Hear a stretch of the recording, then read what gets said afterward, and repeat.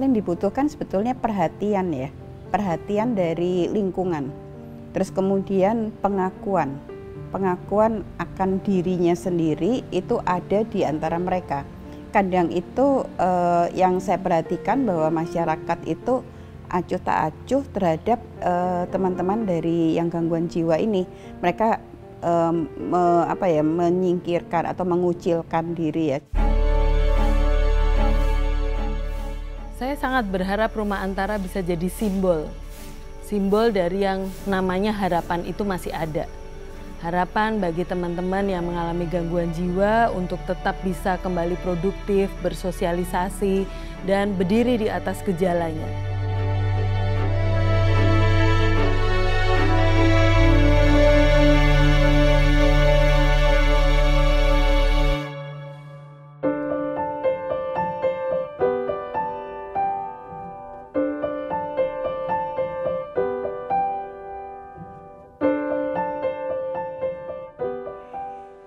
Dalam banyak kasus, orang dengan gangguan jiwa atau ODGJ di Indonesia masih menghadapi stigma sosial yang sangat kuat. Mereka dianggap berbahaya, bahkan tidak layak hidup berdampingan dengan masyarakat. Stigma ini tidak hanya muncul di lingkungan sekitar, tetapi juga sering datang dari keluarga sendiri. Banyak keluarga merasa malu, tidak tahu harus berbuat apa, atau bahkan tidak sanggup merawat. Akibatnya, ODGJ seringkali dikucilkan dan ditelantarkan. Ada 4 determinan yang paling kuat mengapa seseorang bisa memiliki masalah kesehatan jiwa. Yang pertama, misalnya pendidikan yang rendah. Determinan yang kedua adalah kondisi ekonomi yang terbatas. Yang ketiga adalah riwayat kekerasan. Mulai dari awal ya, perundungan, anak-anak yang tidak diharapkan dan sebagainya, itu semua bisa mempengaruhi seseorang memiliki masalah kesehatan jiwa. Yang terakhir ini determinan yang muncul menguat di masa pandemi, yaitu rasa kesepian.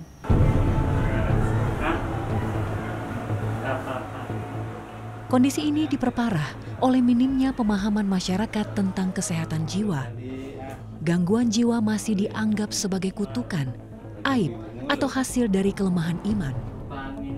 Padahal sesungguhnya gangguan jiwa adalah kondisi medis yang bisa ditangani secara ilmiah dan manusiawi. Tetapi tidak semuanya bisa mengakses layanan kesehatan karena nggak tahu ini tuh apa. Apalagi masyarakat kita masih melihat ini guna-guna, ini dosa keluarga dan seterusnya gitu. Yang membuat teman-teman menjadi takut untuk meminta pertolongan. Semakin lama untuk tidak meminta pertolongan, dari masalah kesehatan jiwa bisa menjadi gangguan. Dari gangguan yang ringan bisa menjadi lebih berat dan seterusnya.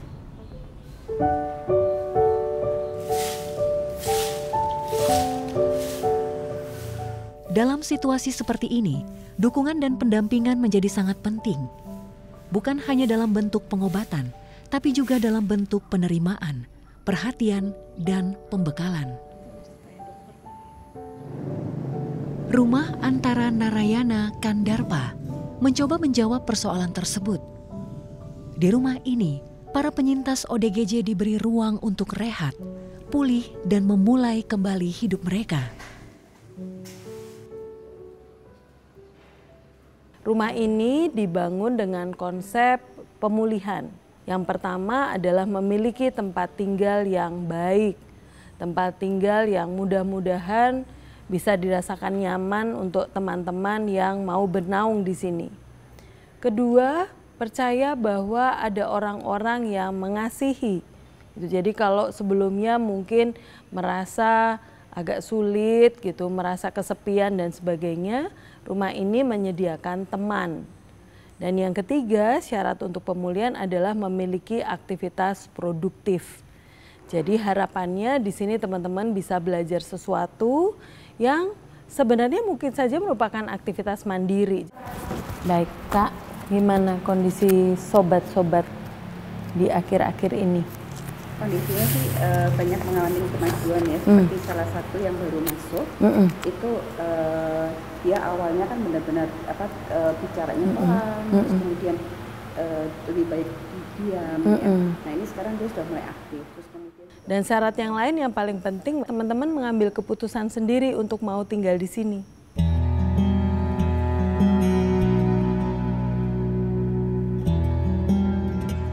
Penyembuhan bukan hanya soal obat dan diagnosa.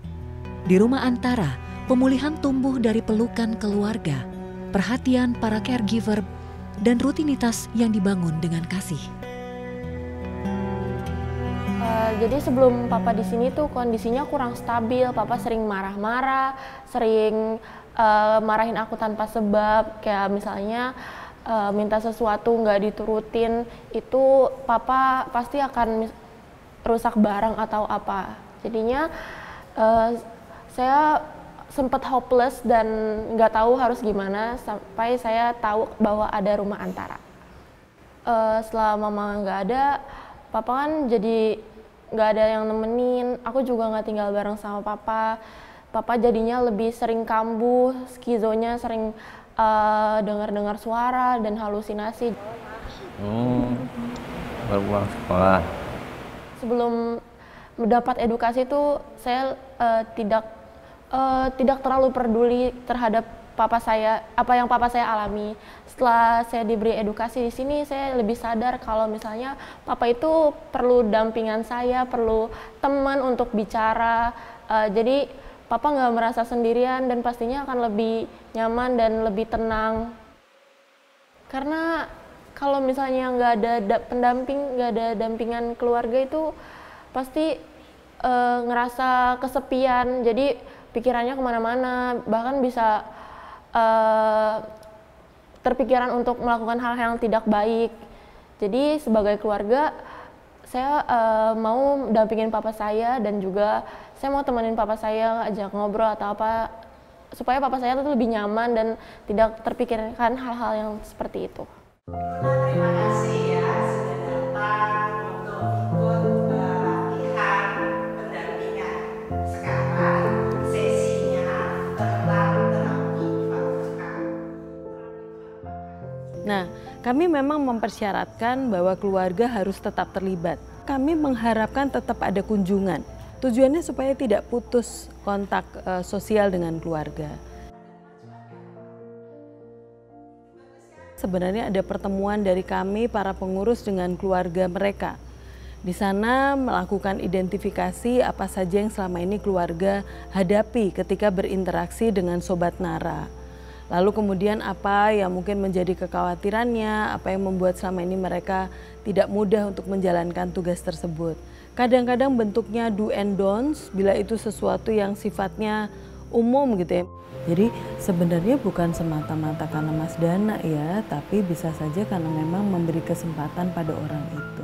Jadi di sini kita bisa dikasih tahu perkembangan Papa itu kayak gimana, diedukasi cara kita mendampingi Papa di lingkungan sosial, kesehatan, terus juga keagamaan. Kita ajak mencari pekerjaan yang layak untuk Papa, dan juga kita bisa ingetin Papa untuk lebih dekat sama Tuhan. Jadi ya peran keluarga menurutku itu penting banget.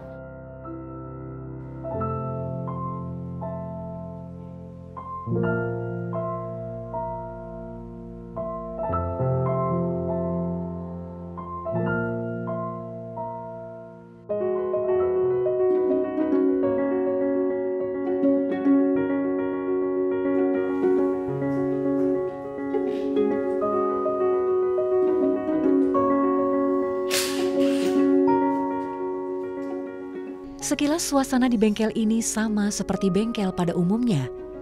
Namun siapa sangka salah satu montir di bengkel ini adalah seorang penyintas ODGJ. Pelatihan keterampilan adalah salah satu pilar penting dalam proses pemulihan ODGJ. Senada dengan program pelatihan kerja yang dikonsep oleh Rumah Antara bagi para penyintas ODGJ. Mereka diarahkan dan dilatih sesuai dengan minat dan bakat mereka. Tujuannya adalah mempersiapkan mereka untuk hidup mandiri ketika kembali ke masyarakat. Jadi memang teman-teman kalau ke sini selalu diassess juga dengan dia ingin mempelajari keterampilan apa, dia mau bekerja apa gitu. Sehingga keterampilan apa nih yang kemudian dibutuhkan. Ayah Luna sudah membuktikannya. Ia mampu mengikuti pelatihan sebagai montir di bengkel ini.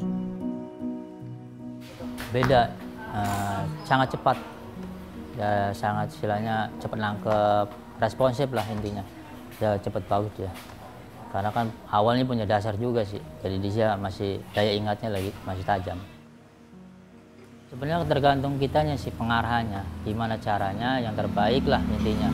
Jadi jangan sampai kita ngelihat orang seperti itu gambarannya, dia seperti ada keterbelakangan mental apa, jangan seperti itu.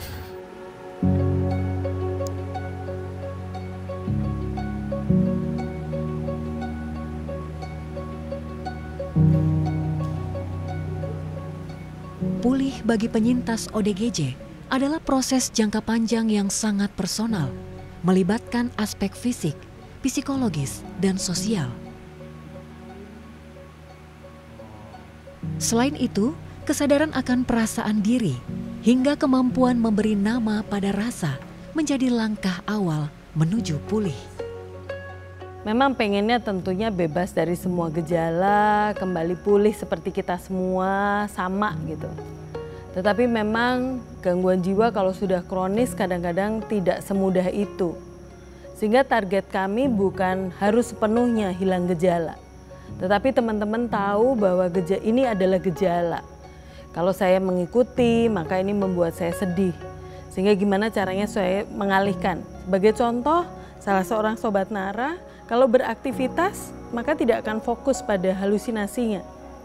Jadi gimana caranya aktivitas produktif itu bisa digunakan untuk mengcounter.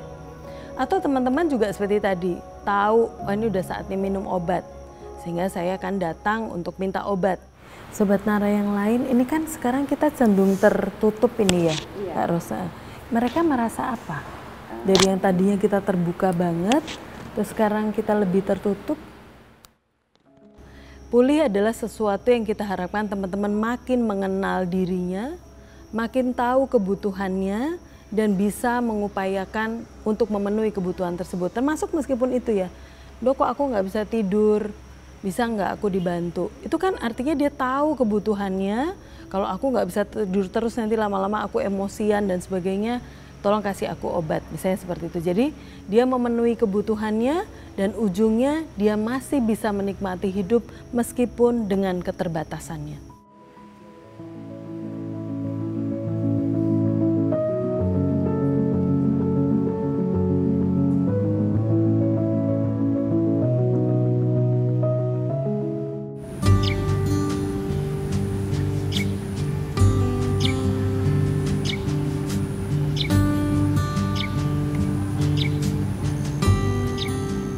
Hari ini kita buat telur asin ya. Mas Dana cuci telurnya di dapur. Yosua bantu aku untuk gali tanahnya. Bu Titin bantu untuk nanti ini ya, merem sama Patrick. Yuk, Yosua tolong gali di sini ya tanahnya. Kita ambil sekitar 6 kilo yang di sini. Terus taruh di. Oke, kegiatan yang dilakukan ini yang saat ini ada, yaitu pembuatan telur asin. Yang sebetulnya kita fokus tuh pada satu orang yang tertarik dengan pembuatan telur asin. Tapi kita juga melibatkan teman-teman yang lain. Dalam arti kata, kita menjaga kebersamaan.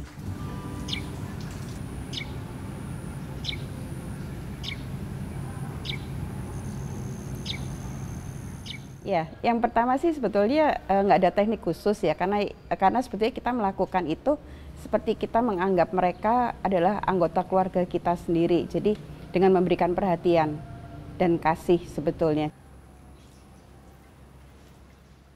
Fokusnya mereka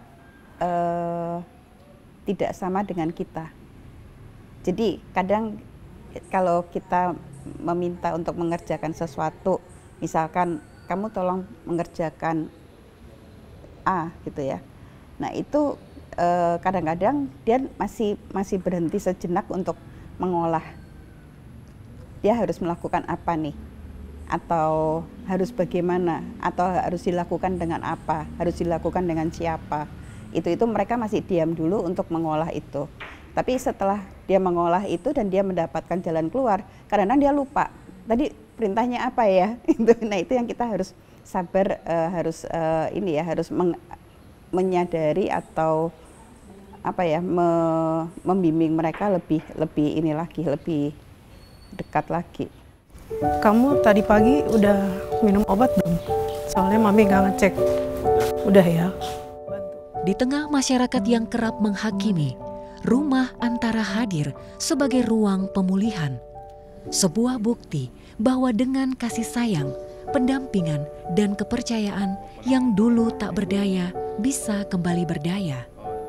Rumah ini bukan hanya mengubah hidup mereka, tapi juga mengubah cara kita memandang mereka. Karena mereka juga manusia, mereka membutuhkan kita. Jadi rangkullah mereka, dekati, dengarkan, dan berikan perhatian.